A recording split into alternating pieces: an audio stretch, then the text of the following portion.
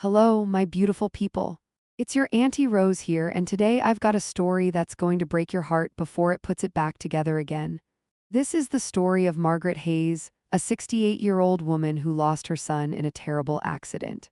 But 6 months later, when she went to clean out his house, she heard something that would change everything. She heard crying coming from a basement she never knew existed, and what she found down there. Baby, that's a story you need to hear. So grab your tissues, settle in, and let me tell you about the day Margaret discovered that sometimes the worst monsters are the ones we welcome into our families with open arms. My name is Margaret Louise Hayes, and I'm 68 years old. I live in a small town called Greenfield, about 40 miles outside of Charlotte, North Carolina. It's the kind of town where everybody knows everybody, where you can't go to the grocery store without running into someone you went to high school with, where life moves slow and predictable. Or at least that's what I thought before everything fell apart. My son Daniel was my only child. His father, my husband Robert, died of cancer when Daniel was just 15 years old, so it was just the two of us for years. I worked as a high school librarian to put him through college. Daniel was brilliant. He graduated with a degree in computer engineering and got a great job at a tech company in Charlotte, making $85,000 a year. Daniel was always such a good boy. Even as a teenager, when other kids were rebelling and causing trouble, Daniel was home studying, helping me with yard work, visiting his grandmother in the nursing home every Sunday. He was kind. He was responsible. He was everything a mother could hope for. When Daniel turned 28, he met Vanessa at a company conference in Atlanta. She was 26, beautiful, charming, and she seemed absolutely perfect for him. She had long dark hair, green eyes, and this smile that could light up a room. When Daniel brought her home to meet me for the first time, I wanted so badly to like her. "Mom, this is Vanessa," Daniel said, his face glowing with happiness. "Vanessa, this is my mom, Margaret." "Mrs. Hayes," Vanessa said, giving me a warm hug. "Daniel talks about you constantly. He says you're the strongest woman he's ever known." I liked her immediately. She was polite, she helped me in the kitchen, she laughed at my jokes. She seemed genuinely interested in our family stories, in Daniel's childhood, in our history. They dated for a year before Daniel proposed. The wedding was beautiful. Small and intimate, just close family and friends at a chapel in town. I wore my best dress. I cried happy tears when Daniel said his vows. I welcomed Vanessa into our family with an open heart. "You're not losing a son," Vanessa told me at the reception. "You're gaining a daughter. I promise I'll take good care of him." And for the first 2 years of their marriage, everything seemed perfect. They bought a beautiful house on Maple Street, a 2-story colonial with blue shutters and a big backyard. Daniel got promoted to senior engineer. Vanessa worked from home as a freelance graphic designer. They seemed happy. But then slowly things started to change. Daniel stopped coming by as often. When I'd call to invite him for Sunday dinner, Vanessa would answer and say, "Oh, Mrs. Hayes, Daniel's not feeling well today." Maybe next week would come and there'd be another excuse. When I did see Daniel, he looked tired, stressed. He'd lost weight. There were dark circles under his eyes. "Are you okay, honey?" I asked him one afternoon when he'd stopped by to help me fix my fence. "I'm fine, Mom, just work stress, you know how it is." But something in his voice told me he wasn't fine. Something was wrong. A mother knows. A mother always knows. Then came January 15th, 2023, the day that changed everything. I was in my kitchen making dinner when my phone rang. It was an unknown number. I almost didn't answer. "Hello, is this Margaret Hayes?" A woman's voice, official, serious. "Yes, this is she. Who's calling?" "Mrs. Hayes, this is Officer Patricia Morrison from the Charlotte Police Department. I'm afraid I have some very difficult news. Your son, Daniel Hayes, was involved in a serious car accident this evening." My legs buckled. I grabbed the counter to steady myself. Is he okay?" The pause was too long, too terrible. "I'm so sorry, Mrs. Hayes. Daniel didn't survive. The accident was fatal." The world stopped. Everything went silent except for the sound of my own heart breaking into a million pieces. I don't remember much about the next few hours. Somehow I got to the hospital. Somehow I identified my son's body. Somehow I made it through the worst night of my life. The police told me Daniel had been driving home from work on Highway 77. It was raining heavily. According to witnesses, his car suddenly swerved off the road, crashed through a guardrail, and rolled down an embankment. The car caught fire. Daniel died on impact. He wouldn't have felt any pain, the officer told me, as if that made it better. Vanessa was at the hospital when I arrived. She was crying hysterically, being comforted by nurses. When she saw me, she ran to me and collapsed in my arms. Margaret, he's gone. Daniel's gone. What am I going to do? How am I going to live without him? We cried together. We held each other.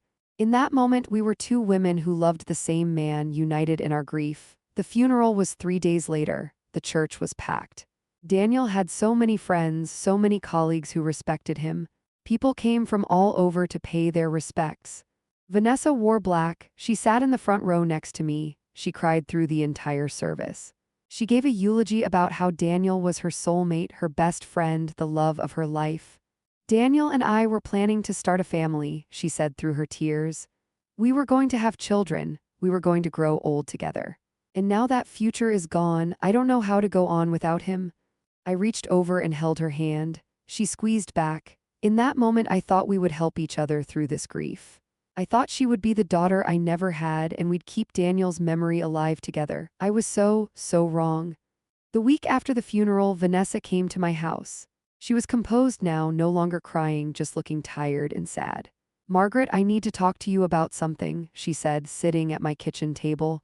Of course, dear, what is it? I can't stay in that house. Every room reminds me of Daniel. I see him everywhere. I hear his voice. I can't do it. I need to leave. My heart ached for her. I understood that feeling. My own house was full of Daniel's presence.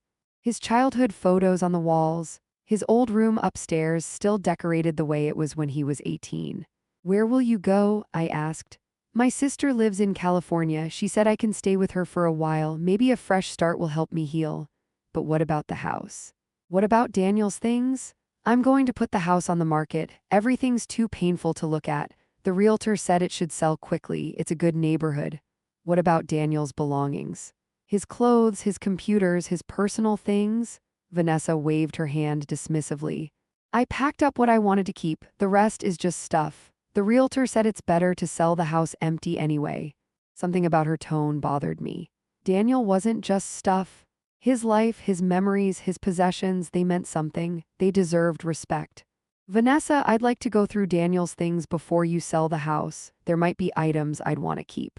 Family photos, maybe his father's watch that I gave him, things like that.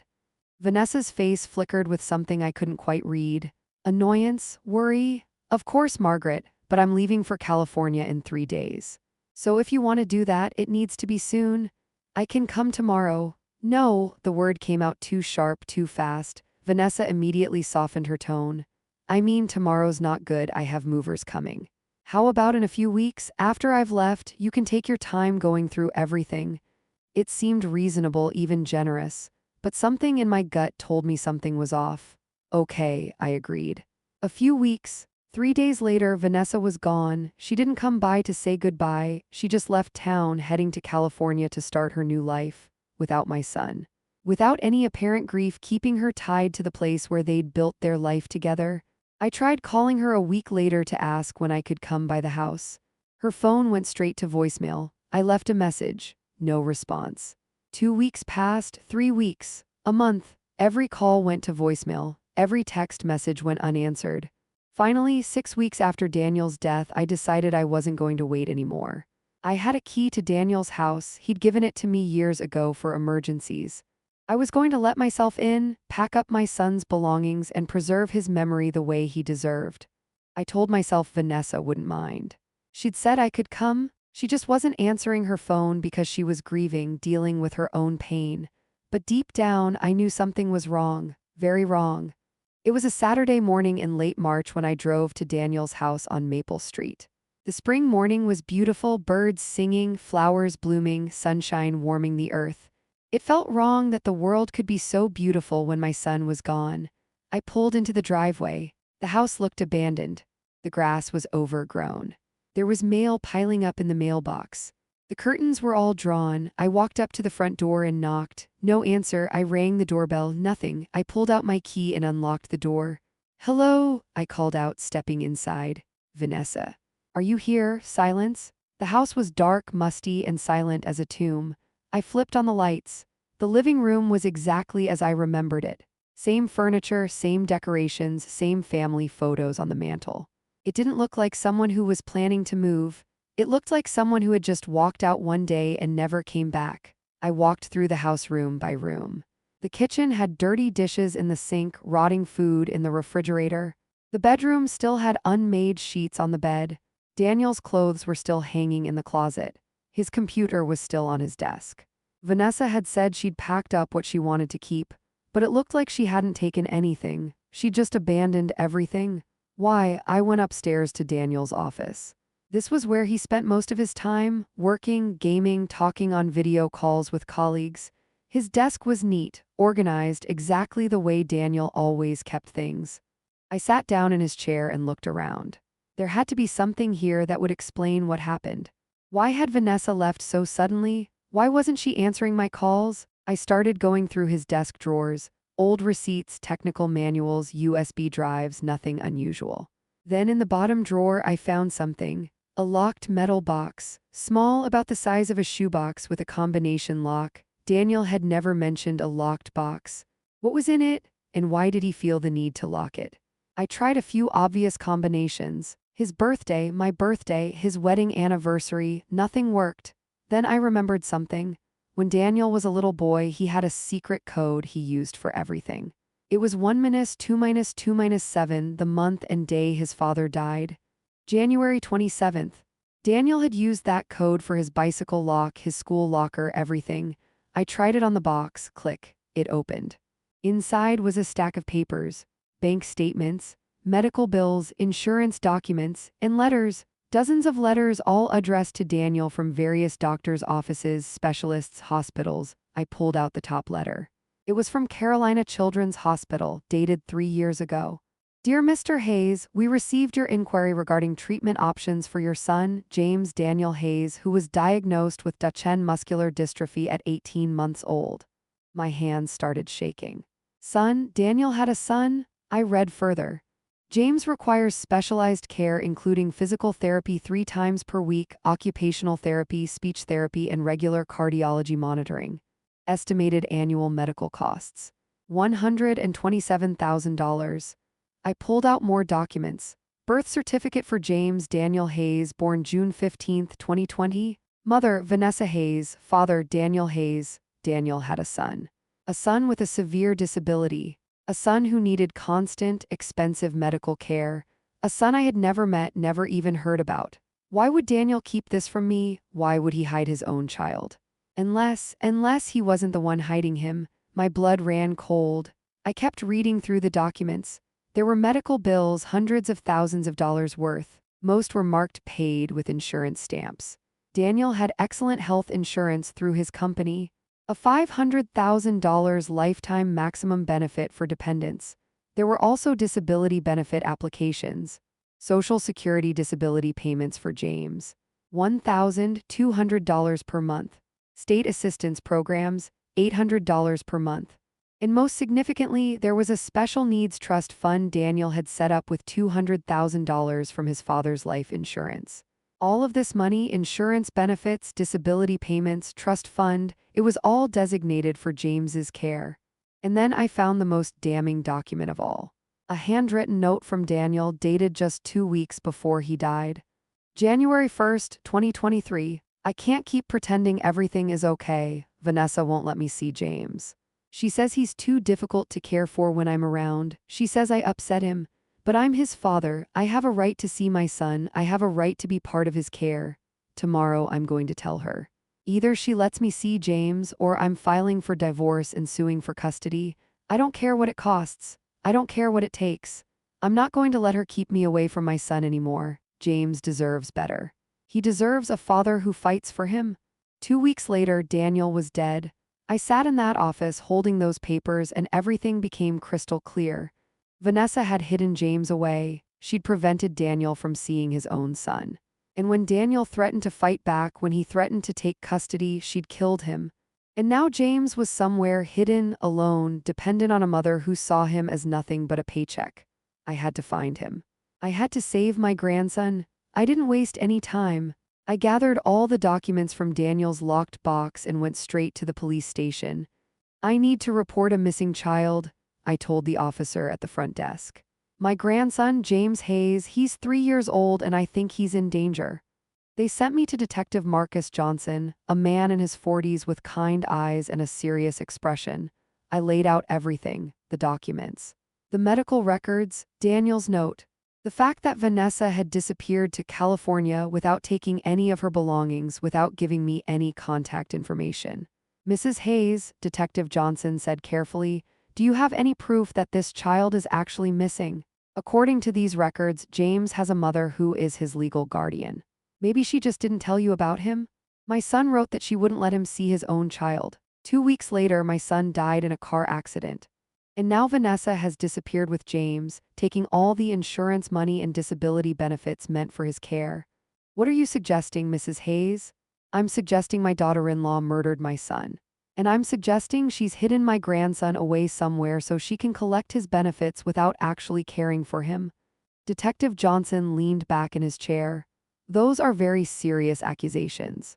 Do you have any evidence that Daniel's death wasn't accidental? Just a mother's instinct. And these documents showing Vanessa had every financial motive to get rid of both Daniel and James. He sighed. I'll tell you what. Let me look into this. I'll check with California authorities to see if Vanessa is really staying with her sister. I'll review the accident report from Daniel's death, and I'll see if we can locate James through medical records. He would need ongoing treatment for his condition. Thank you, I said, relief flooding through me. But Mrs. Hayes, I have to be honest with you. Unless we find evidence of a crime, unless we find evidence that James is being neglected or harmed, we can't just take a child away from his mother. Even if she's not the mother you would have chosen. I understood, but I also knew in my bones that something terrible was happening, and I wasn't going to stop until I found James. I went home and started my own investigation. I pulled out my laptop. Daniel had taught me how to use social media and Google years ago, and I started searching. I looked for Vanessa's sister in California. According to the information I had from the wedding, her name was Cristina Rodriguez and she lived in San Diego. It took me an hour, but I finally found her on Facebook. I sent her a message. Dear Christina, this is Margaret Hayes, Daniel's mother. I'm trying to reach Vanessa. She said she was staying with you in California, but I haven't been able to reach her. Could you please have her call me? It's important. It's about James. I waited. An hour passed, then two. Finally, a response came back. Mrs. Hayes, I don't know what you're talking about. Vanessa isn't staying with me. I haven't heard from her in over a year. We had a falling out. And who is James? My heart sank. Vanessa had lied. She wasn't in California. She was somewhere else. Somewhere with James or without him. That night I couldn't sleep. I kept thinking about that little boy, my grandson. 3 years old, disabled, vulnerable, dependent on medical care that cost over $100,000 per year. Where was he? Was he getting his treatments? Was he safe? Was he even alive? The next morning, Detective Johnson called me. Mrs. Hayes, I have some information. I checked with the California DMV and border crossings. There's no record of Vanessa Hayes entering California. Her car hasn't been seen in that state. So she lied? It appears so. I also pulled her financial records with a warrant. She's been withdrawing cash, large amounts. $5,000 here, $3,000 there.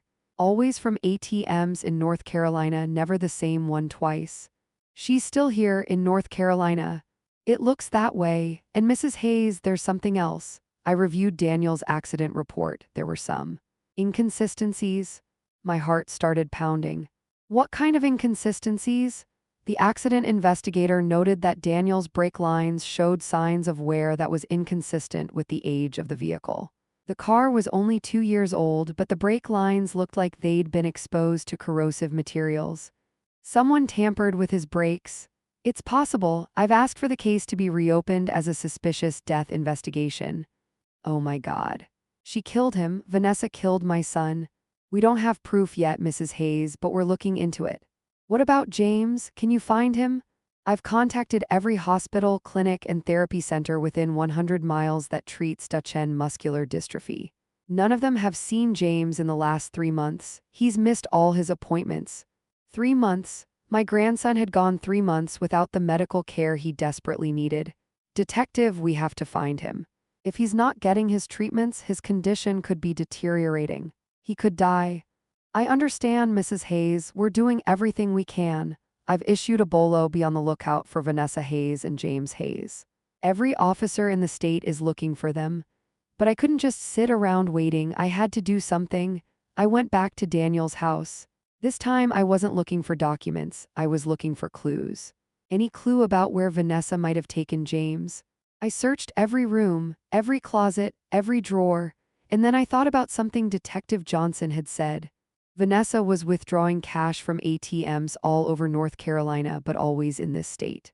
That meant she was close, hiding somewhere local. I went down to the basement. Daniel and Vanessa had used it for storage, boxes of Christmas decorations, old furniture, lawn equipment. But as I walked around, I noticed something strange. The basement was large, but it felt smaller than it should be, like there was space missing. I measured the basement with my feet, 40 paces from one end to the other. Then I went outside and measured the house. 50 paces. There were 10 feet missing, 10 feet of space that existed in the house but not in the basement. There was a hidden room. I went back down to the basement with a flashlight and a hammer. If there was a hidden room, there had to be a way to access it. I examined every wall, every corner, looking for seams, cracks, anything that might indicate a door, and then I found it. Behind a large metal shelving unit filled with paint cans and tools, there was a section of wall that looked slightly different from the rest. The paint was newer. The wood was smoother. I started pulling the shelves away from the wall. They were heavy, laden with years of accumulated junk, but adrenaline gave me strength I didn't know I had. Finally, the shelves were moved enough for me to see what was behind them. A door, a hidden door with a deadbolt lock. My hands were shaking as I tried the door. Locked. Of course it was locked. I tried to force it open with my shoulder. It didn't budge. The door was solid, reinforced, meant to keep people out or to keep someone in. "Hello," I called through the door. "Is anyone in there?" Silence. I pressed my ear against the door. I held my breath and listened as hard as I could, and then I heard it. A sound, faint, barely audible, but definitely there. Crying. A child's crying. "Oh my God," I whispered. "James, James, are you in there?" The crying got louder. "Baby, it's okay. Grandma's here. I'm going to get you out." I ran upstairs and called 911. I found my grandson. He's locked in a hidden room in the basement of my son's house. "I need help. I need someone to break down the door." The dispatcher stayed on the line with me. "Ma'am, what's the address?" "I'm sending police and paramedics now. Stay on the line with me." I gave her the address. I ran back down to the basement and kept talking through the door. "James, baby, help is coming. You're going to be okay. Grandma's here." "You're safe now?" The crying continued. It was the most heartbreaking sound I'd ever heard. My grandson, 3 years old, locked away in darkness, alone, terrified. How long had he been in there? Days, weeks. 6 minutes later, though it felt like an eternity, I heard sirens. Police cars and an ambulance pulled up outside. Officers rushed into the house. "Down here," I yelled from the basement. "He's in here." Behind this door, 2 officers came down the stairs. One of them was Detective Johnson. "Mrs. Hayes, step back. We're going to break it down." They got a battering ram from their vehicle. It took 3 hits before the door splintered and broke open. I rushed forward, but Detective Johnson held me back. "Let me go in first, Mrs. Hayes. We don't know what we're going to find." He disappeared into the dark room. I heard him swear. Then I heard him say into his radio, "We need paramedics down here now. We have a child, appears to be 3 or 4 years old, severe malnutrition, possible dehydration. Get a gurney down here immediately." "Is he alive?" I screamed. "Is my grandson alive?" Detective Johnson emerged carrying a small bundle wrapped in dirty blankets. And there he was, James, my grandson, Daniel's son. He was tiny, so much smaller than a 3-year-old should be. His skin was pale, almost gray. His eyes were sunken. His little body was limp and weak, but he was breathing. He was alive. "James," I sobbed, reaching for him. "Oh, baby, I'm so sorry. I'm so sorry." The paramedics rushed in, placed James on a gurney, and started working on him immediately. IV lines, oxygen, vitals being checked. "How long has he been in there?" one of the paramedics asked. Detective Johnson had gone back into the room with his flashlight. "There's a bucket for waste. Empty water bottles, old food wrappers, based on the amount of refuse I'd estimate, at least 2 weeks, maybe 3 weeks. My grandson had been locked in that dark room for 3 weeks. Alone, scared, suffering, they loaded James into the ambulance. "We're taking him to Carolina Children's Hospital. Are you family?" "I'm his grandmother." "His only family? Then you can ride with us." I climbed into the ambulance. As we pulled away, sirens blaring, I looked down at my grandson. His eyes were closed, machines beeped around him, but he was alive. And I swore on Daniel's grave that I would never let anyone hurt this child again. The doctors at Carolina Children's Hospital had seen a lot in their careers, but even they were shocked by James's condition. "He's severely malnourished," Dr. Sarah Chen told me after they'd stabilized him. "His muscle mass is significantly deteriorated. He's dehydrated. And given his Duchenne muscular dystrophy, the lack of physical therapy for 3 months has set his progress back significantly." "But he's going to live?" I asked, my voice breaking. "Yes, he's going to live, but Mrs. Hayes, I have to be honest with you. The neglect he's suffered, both physical and emotional, is going to have lasting effects. He's going to need extensive therapy, medical treatment, and a lot of love and patience." "He'll have it. I promise you he'll have everything he needs." "There's something else you should know. When we examined James, we found evidence of previous neglect, old bruises that have healed, signs of long-term malnutrition. This wasn't the first time he'd been mistreated." I felt sick. How long had Vanessa been abusing my grandson? How long had Daniel known or suspected before he died? Detective Johnson arrived at the hospital an hour later. "Mrs. Hayes, we've searched the entire house. We found extensive evidence of what Vanessa was doing." "Tell me." "The room where James was kept had a lock on the outside. There was a camera in the corner. She was monitoring him remotely. And we found her laptop. She'd been collecting James's disability payments and his trust fund distributions for the past 6 months. Over $150,000. But none of that money was being spent on his care." "Where is it?" "In an offshore account in the Cayman Islands. She was planning to disappear. She was just waiting until James—" He stopped himself. "Until James died," I finished. "She was waiting for him to die so she could take all the money and run." "That's what it looks like. She left him in that room with minimal food and water. If you hadn't found him when you did, he would have been dead within a week." "Where is she?" "Where's Vanessa?" "We found her. She's in custody. She was staying at a motel about 30 miles from here. When we arrested her, she had a one-way ticket to Costa Rica for next week. No extradition treaty." "I want to see her. I want to look her in the eye and ask her how she could do this." Detective Johnson shook his head. "Mrs. Hayes, I don't think that's a good idea. I don't care what you think. That woman murdered my son and tried to kill my grandson. I have a right to face her." He sighed. "She's being held at the county jail. I can arrange for you to speak with her tomorrow. But Mrs. Hayes, nothing you say to her is going to make you feel better. People like Vanessa don't have empathy, they don't have remorse, they only care about themselves." "I don't care, I need to do this." That night I stayed at the hospital. I sat beside James's bed, holding his tiny hand, watching his chest rise and fall with each breath.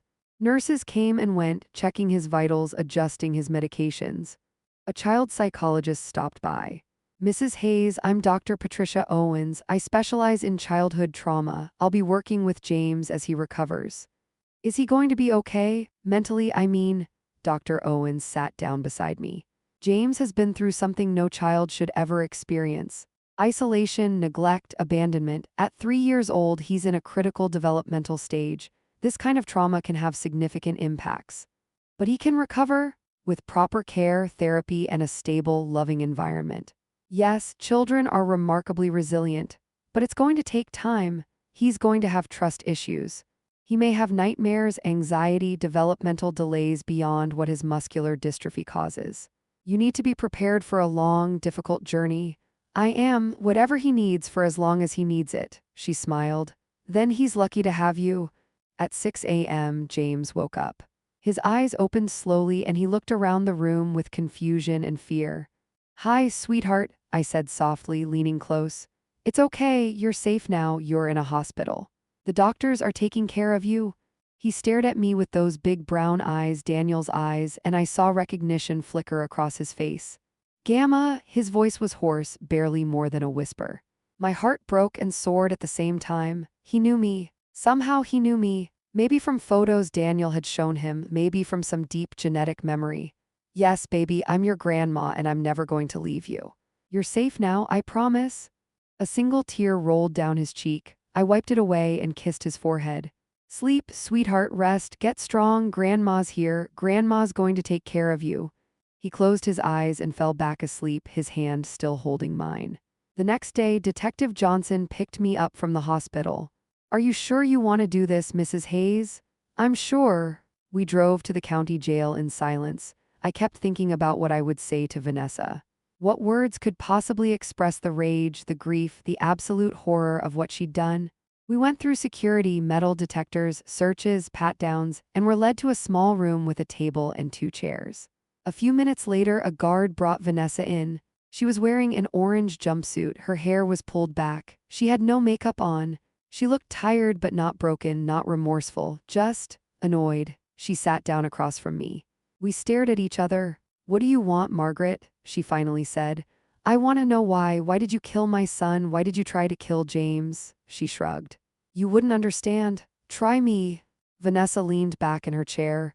Fine, you want the truth. I never wanted a baby. When I got pregnant, I wanted to terminate, but Daniel freaked out. He begged me to have the baby. Said we'd figure it out together. So you had James? Yeah, I had James, and at first it was fine. He was a cute baby, easy, quiet. But then when he was 18 months old, he got diagnosed with Duchenne muscular dystrophy. Do you know what that means, Margaret? It means he needs special care. It means he's never going to walk normally. He's never going to run, play sports, live independently. It means his life expectancy is late 20s if he's lucky. It means I was going to spend the rest of my life or his life taking care of a child who would never be normal. He's your son? He's a burden, Vanessa snapped. A very expensive burden, $100,000 a year in medical costs. Therapy appointments 3 times a week. Special equipment. Special schools. My entire life revolving around a child who's going to die young anyway. So you decided to speed up the process, I said, my voice cold as ice. I decided to take control of my life. Daniel was never going to agree to put James in a facility. He was obsessed with being the perfect father. He wanted to quit his job to stay home with James full-time. Do you know what that would have meant? No income, no health insurance. We'd have been bankrupt within a year. So you killed him, Vanessa smiled. It was the coldest smile I'd ever seen. I paid a mechanic $3,000 to put brake fluid corrosive on his brake lines. It took 3 weeks to work, but eventually the brakes failed at exactly the right moment. Rainy night, dangerous highway. The perfect accident. I felt bile rising in my throat. She was confessing to murder as casually as if she were discussing the weather. And the life insurance, the $500,000, Daniel was worth more dead than alive. Plus, James's trust fund, the disability payments, the SSI benefits. I calculated that if I could just get rid of James too, I'd walk away with almost $800,000. That's enough to start fresh somewhere tropical. No responsibilities, no sick kid, just freedom. You're a monster. I'm a realist. That kid was going to die eventually anyway. I just moved up the timeline. And honestly, I was doing him a favor. You think his life was going to be worth living? Years of pain, deterioration, hospitals. I was merciful. Merciful? I stood up, my chair scraping loudly against the floor. You locked a 3-year-old child in a dark room for 3 weeks with no food, minimal water, no medical care, no human contact. You left him to die alone and terrified. That's not mercy, that's evil. Vanessa shrugged. Call it what you want, I call it pragmatism. Daniel knew, didn't he? He knew you were planning something. That's why he changed his will. That's why he wrote that note saying he was going to fight for custody. For the first time, Vanessa's expression changed. A flicker of anger. Daniel was weak. He let his emotions cloud his judgment. He thought love could fix everything, but love doesn't pay medical bills. Love doesn't cure genetic diseases. Love is just a pretty word people use to justify making stupid decisions. You don't know what love is, I said. Real love means sacrifice. Real love means fighting for the people who matter no matter how hard it gets. Then I guess I never loved him. Or James, and honestly, I don't care. I stared at this woman, this creature who had destroyed my family, and I realized Detective Johnson had been right. Nothing I said was going to make her feel remorse. She wasn't capable of it. She was empty inside, a hollow shell pretending to be human. "You're going to prison for the rest of your life," I said quietly. "You're going to grow old in a cell. And every day you're going to remember that you lost everything, your freedom, your future, all that money you killed for, because you were too selfish to love a child. And every day you're going to remember that your precious son married a woman who murdered him," Vanessa shot back. "You're going to remember that you welcomed me into your family with open arms. You trusted me, you loved me, and you never saw what I really was. So who's the bigger fool, Margaret?" The guard stepped forward. "Time's up." I turned and walked out without another word, because she was right about one thing. I had trusted her. I had failed to see the monster behind the smile. But I wasn't going to fail James. Not now, not ever.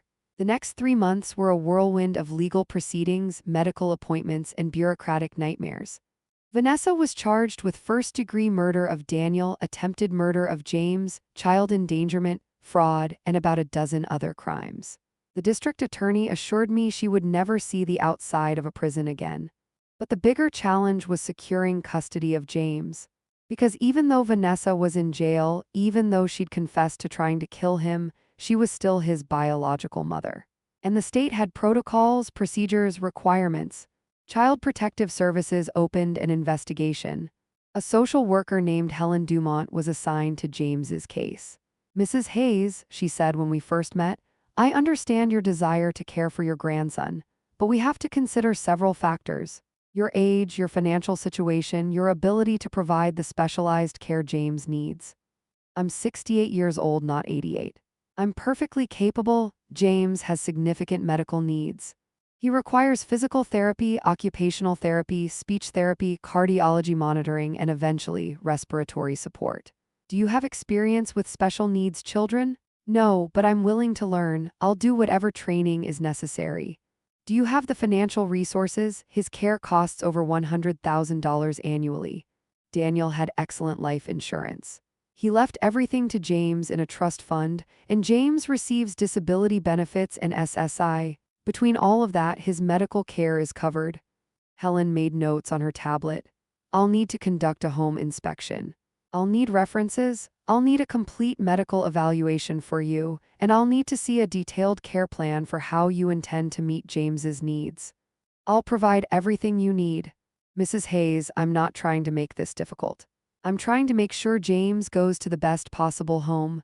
Right now, he's in foster care with a family experienced in medical foster care.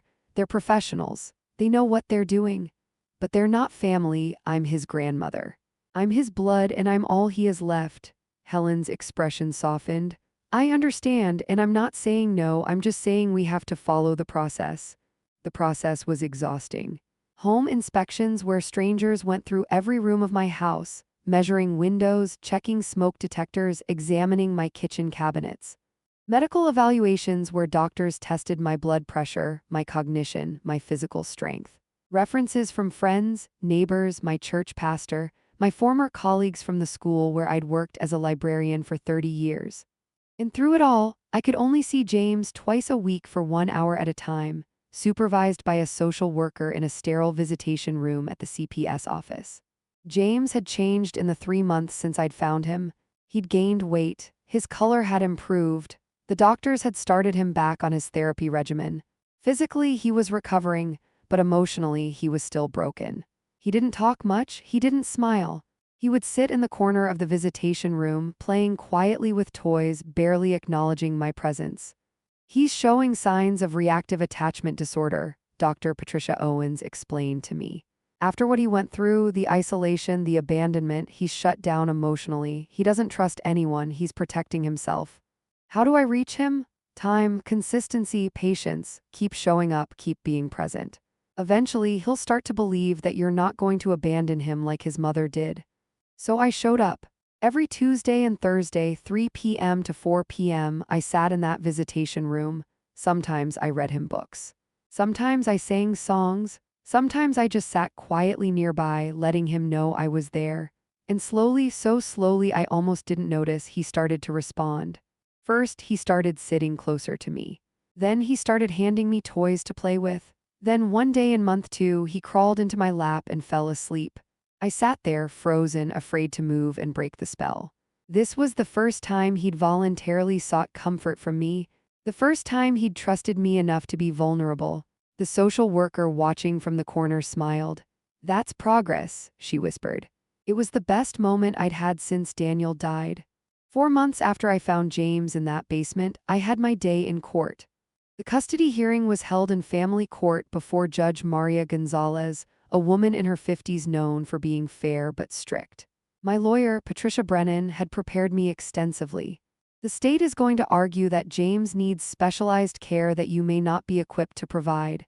We're going to counter with evidence of your preparation, your support network, and most importantly, your bond with James. Helen Dumont testified first. She reviewed her investigation findings. My home was safe and appropriate, my finances were sufficient, my references were excellent, my medical evaluation showed I was in good health for my age. However, she added, I do have concerns about Mrs. Hayes's ability to provide the level of medical care James requires as his condition progresses. Duchenne muscular dystrophy is degenerative. In 5 years, James will likely need a wheelchair. In 10 years, he may need a ventilator. These are significant challenges. And does Mrs. Hayes understand these challenges? My lawyer asked. She says she does. Whether she truly comprehends the long-term implications, I can't say. Then Dr. Patricia Owens testified. She talked about James's trauma, his reactive attachment disorder, his need for stability and consistency. James has formed a bond with his foster parents, she said. They're excellent caregivers, they have experience with medically fragile children. From a purely practical standpoint, they might be better equipped. My heart sank. She was arguing against me. However, Dr. Owens continued, I've observed James during his visitations with Mrs. Hayes, and I've seen something that can't be taught or trained. I've seen love. I've seen a child who, despite all his trauma, lights up when his grandmother walks into the room. I've seen him seek comfort from her in a way he doesn't with his foster parents. Practical caregiving is important, but so is emotional connection, and James has that with his grandmother. The foster parents testified next. They were a lovely couple in their 40s, Mark and Susan Chen. They had 3 other foster children with special needs. They clearly knew what they were doing. We care about James, Susan said. He's a sweet boy, we want what's best for him. And what do you believe is best for him? The judge asked. Susan glanced at me. Honestly, Your Honor, I think he belongs with his grandmother. We can provide excellent medical care, but we're not family. When James cries at night, he calls for his daddy. And when he's hurt, he calls for his grandma. He's calling for family, and we can't give him that. I nearly burst into tears right there. Then it was my turn to testify. Mrs. Hayes, Judge Gonzalez said, why do you believe you're the right person to care for James? Because I'm his family, I said simply. Because I loved his father more than life itself, and I see him every time I look at James's face. Because I made a promise to my son that I would protect his child, and I intend to keep that promise. Do you understand the challenges involved in caring for a child with Duchenne muscular dystrophy? I've spent the last 4 months educating myself. I've read every medical journal, every parenting guide, every resource I could find. I've attended support groups for parents of children with DMD. I've taken a course in pediatric first aid and CPR. I've met with physical therapists, occupational therapists, and respiratory therapists to understand what James will need now and in the future. And financially, Daniel left a trust fund with $200,000 for James's care. James receives $2,000 per month in disability benefits.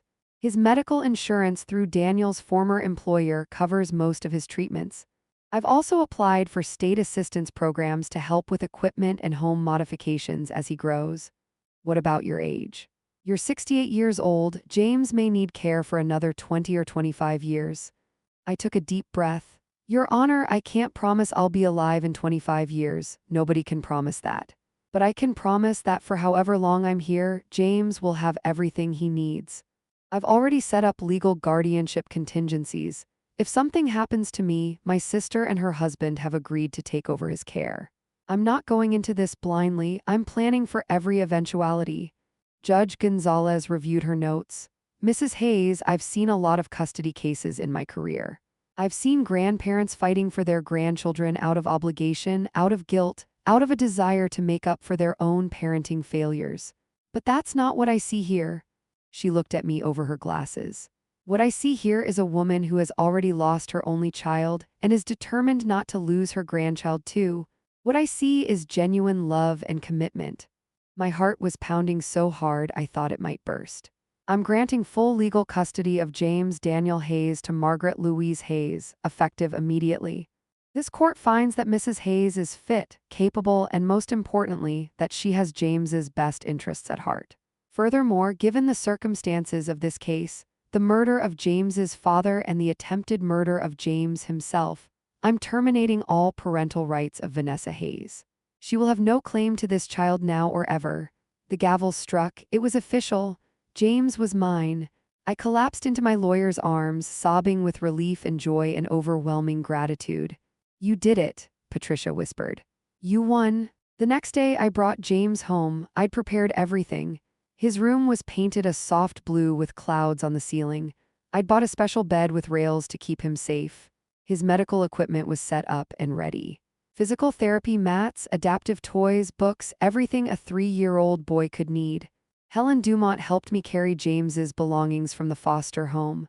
You have my number, she said. Call me anytime you need help, advice, or just someone to talk to. You're not alone in this. Thank you for everything, she smiled. Take care of that boy, he's been through hell. He deserves heaven now. I carried James into the house. He was quiet, his eyes wide, taking everything in. Welcome home, sweetheart, I said. This is your house now. This is where you live with Grandma. I gave him a tour. Showed him the kitchen where we'd make cookies together, the living room where we'd watch cartoons, the backyard where he could play when the weather was nice, and finally, his bedroom. I set him down on his bed. He looked around at all the toys, the books, the decorations. Mine, he asked quietly. Yes, baby, all yours. This is your room, your safe place. Nobody can hurt you here. Grandma won't let anyone hurt you ever again. He picked up a stuffed elephant from the bed and hugged it close. And then, for the first time since I'd found him, he smiled. It was a small smile, tentative and uncertain, but it was real. You like your room? I asked. He nodded. Are you hungry? Should Grandma make you lunch? He nodded again. We went to the kitchen. I made him his favorite, according to his medical records, mac and cheese with cut-up hot dogs. He ate slowly, carefully, like he still wasn't sure the food wasn't going to disappear. After lunch, we sat on the couch together. I turned on a cartoon. James leaned against me, the stuffed elephant still clutched in his arms. Gamma, he said softly. Yes, sweetheart, stay. My heart broke and healed in the same moment. Yes, baby, Grandma's staying. Grandma's never leaving. You're stuck with me forever. He thought about this for a moment, then. Good, and right then, in that quiet moment, I knew everything was going to be okay. Not easy, not perfect, but okay. 6 months later, Vanessa's trial began. The prosecution had built an overwhelming case. The evidence of brake tampering on Daniel's car. The confession she'd made to me in jail, which had been recorded. The discovery of James locked in that basement room. The financial records showing she'd been stealing his benefits. The offshore accounts where she'd hidden the money. I attended every day of the trial. James stayed home with a nurse. I wasn't going to expose him to that circus. The prosecution called witness after witness. The mechanic who'd sabotaged Daniel's brakes testified that Vanessa had paid him $3,000 cash. The detective showed photos of the hidden basement room. Doctors testified about James's condition when he was found. And I testified about finding the documents, about discovering James, about that conversation in the jail where Vanessa had confessed everything. Vanessa's defense attorney tried to argue temporary insanity, postpartum depression, extreme emotional disturbance. But the evidence of premeditation was too strong. The months of planning, the financial transfers, the purchase of the one-way ticket to Costa Rica. The jury deliberated for 3 hours, guilty on all counts. First-degree murder of Daniel Hayes, attempted murder of James Hayes, child endangerment, fraud, conspiracy. The judge sentenced her to life in prison without the possibility of parole, plus an additional 50 years for the other charges. Mrs. Hayes, the judge said, looking directly at Vanessa, you committed one of the most heinous crimes I've seen in my 30 years on the bench. You murdered your husband, a good man who loved you and his son. You attempted to murder an innocent child, your own flesh and blood. You did all of this for money, for greed. There is no sentence harsh enough for what you've done, but I will ensure you never have the opportunity to hurt another human being again." Vanessa showed no emotion. She didn't cry, didn't react, didn't apologize. She was led out of the courtroom in handcuffs, and I never saw her again. As I walked out of the courthouse, reporters surrounded me. I made a brief statement. "Justice has been served today. My son Daniel can rest in peace knowing that his killer has been held accountable. And my grandson James can grow up knowing that the person who hurt him can never hurt him again. Thank you." I drove home to James, who was waiting for me with his nurse. "Gamma," he called out when I walked in. He'd started walking better with his therapy, though he still tired easily. I picked him up and hugged him tight. "It's over, baby. It's finally over. Now we can just focus on being happy." "Ice cream?" he asked hopefully. I laughed. "Yes, we can definitely have ice cream to celebrate." I'm sitting on my back porch on a warm June afternoon, watching James play in the yard. He's 6 years old now. He's in a wheelchair these days. The muscular dystrophy has progressed as the doctors predicted, but that doesn't stop him from being the happiest kid I've ever seen. He's racing his motorized wheelchair around the yard, laughing as our dog, a golden retriever named Buddy, chases him. "Gamma, look how fast," he calls out. "I see, baby. You're like Lightning McQueen." He giggles and continues his race.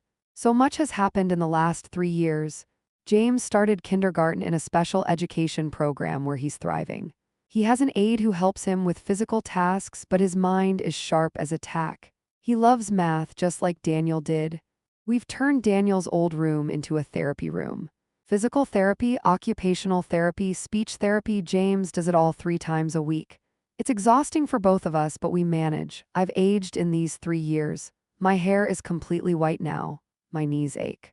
I move slower than I used to, but I'm still here, still fighting, still taking care of my grandson. The truth is, raising James has given me a purpose I didn't know I needed. After Daniel died, I was lost. I was just waiting to die myself, but James gave me a reason to wake up every morning, a reason to keep going. We've talked about Daniel, about his daddy. I've shown James photos, told him stories about what a good man his father was.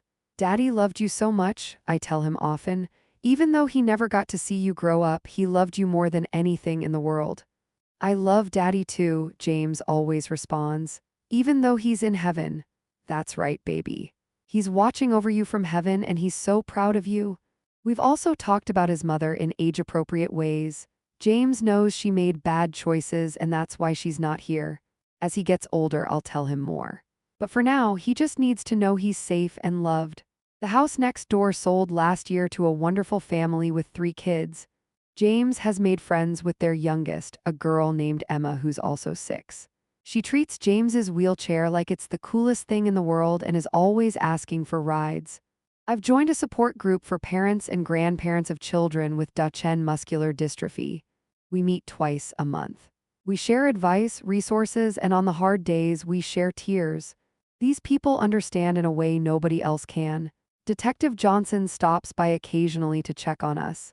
He's become something of a friend. He always brings James a small toy or a book. "How's he doing?" he asked on his last visit. "He's amazing," I said. "He's the strongest kid I know." "He gets that from his grandma," Marcus replied with a smile. Dr. Patricia Owens continues to work with James on his trauma. The nightmares have mostly stopped. He's learned to trust again, to love again. He's a different child from the terrified little boy I found in that basement. Helen Dumont from CPS does check-ins every 6 months. Every time her report is the same: James is thriving. Mrs. Hayes is providing excellent care. No concerns. I know the road ahead isn't going to be easy. James's condition is going to get worse as he gets older. Eventually, he'll need a ventilator. Eventually, probably in his 20s, his heart will give out. That's the reality of Duchenne muscular dystrophy, but I don't focus on that. I focus on today, on right now, on this beautiful afternoon where my grandson is laughing and playing and being a kid. My sister asks me sometimes, "Margaret, aren't you tired? Don't you wish you could just relax in your retirement?" And the answer is yes, sometimes I'm exhausted. Sometimes my back aches so much I can barely get out of bed. Sometimes I cry from the sheer weight of it all. But then James hugs me and says, I love you, Gamma, and all the exhaustion disappears.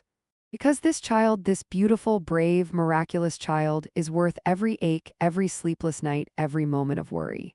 Daniel would be proud, I know he would. I can feel him sometimes, especially on quiet nights like he's here watching over us, watching over his son. We're doing okay, Daniel, I whisper to him sometimes. James is going to be okay. I'm keeping my promise.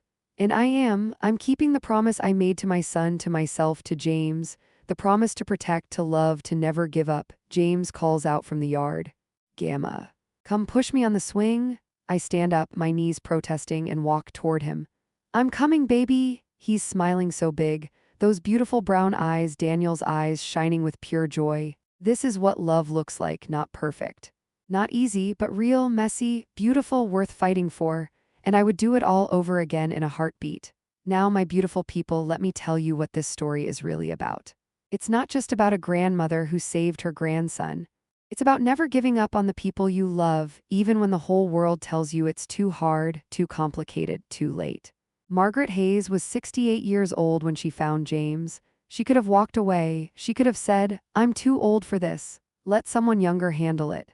She could have left him in the system and gone back to her quiet, peaceful retirement. But she didn't, because love doesn't retire. Love doesn't say, I'm too old or I'm too tired. Love says, I'll find a way, whatever it takes. And you know what? That little boy, James, he's thriving today because his grandmother refused to give up on him. He's laughing, learning, living his best life despite his challenges, because someone loved him enough to fight for him. Vanessa represents something we need to talk about. Evil doesn't always look like a monster. Sometimes it looks like a beautiful woman with a charming smile. Sometimes it hides behind wedding vows and family photos. Sometimes the most dangerous person in your life is the one you welcomed into your home with open arms. Daniel saw it. He saw who Vanessa really was. And he tried to protect his son, even knowing it might cost him everything. And it did. But you know what? His love didn't die with him. It lived on through his mother, through the documents he left behind, through the will he changed to protect James. Love is the most powerful force in the universe. Stronger than evil, stronger than greed, stronger than death itself. So if you're out there right now thinking you're too old, too tired, too broken to fight for someone you love, stop. Stop right there. You're never too old to love. You're never too tired to do the right thing. You're never too broken to be someone else's hero. Margaret Hayes didn't feel like a hero. She felt scared, exhausted, overwhelmed. But she did it anyway. She showed up. She fought. She won. And that baby she found crying in that basement. He's 6 years old now. He's got a grandma who loves him more than life itself. He's got a future that once seemed impossible. He's got hope. Because Margaret Hayes refused to give up. So the next time you think something is too hard, remember James, remember Margaret, remember that sometimes the most important battles are the ones we fight for other people, for the innocent, for the helpless, for the ones who can't fight for themselves. That's what family really means, not just blood, not just names on a piece of paper. Family means showing up. Family means fighting. Family means loving even when it hurts. Margaret Hayes lost her only child, but she gained a grandson. And yeah, raising a special needs child in her late 60s isn't easy, but you know what? She wouldn't trade it for anything. Because at the end of the day, love is all that matters. Love is what we leave behind. Love is what makes all the pain, all the struggle, all the sacrifice worth it. Daniel's love for his son saved James's life even from beyond the grave. Margaret's love gave James a future. And James's love is giving Margaret a reason to wake up every morning and keep going. That's the power of love, baby. That's what we're all here for. So go home tonight and hug your children. Call your grandchildren. Tell the people you love that you love them. Because tomorrow isn't promised, but love is eternal. This is Auntie Rose reminding you that it's never too late to be a hero. It's never too late to save a life. And it's never too late to choose love over everything else. Take care of each other out there. And never ever give up on the people who need you. With all my love and respect, this is Auntie Rose signing off. Now tell me in the comments, what would you have done if you were Margaret? Would you have had the courage to fight for that baby? Let me know because I love hearing from you. And if this story touched your heart, do me a favor and share it with someone who needs to hear it. Someone who's fighting their own battle. Someone who needs to be reminded that love always wins in the end. Until next time, my beautiful people, God bless you. And remember, you are loved, you are worthy, and you are stronger than you know.